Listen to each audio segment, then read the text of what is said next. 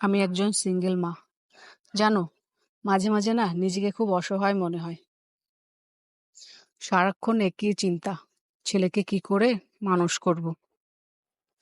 কিন্তু পরক্ষণে আবার নিজের মনকে না শান্ত করি যে না, আমাকে ভেঙে পড়লে হবে না। কারণ আমি তো মা, আর একজন মা কখনো হেরে যেতে পারে না। নিজের সন্তানের জন্য সবকিছু করতে পারে, সবকিছু।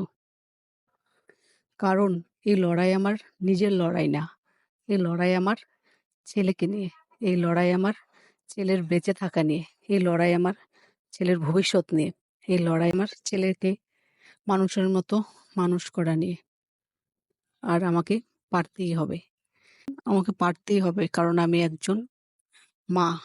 আর মা নিজের সন্তানের জন্য সবকিছুই করতে পারে, এমন কিছু কাজ নেই যে মা নিজের সন্তানের জন্য করতে পারে না।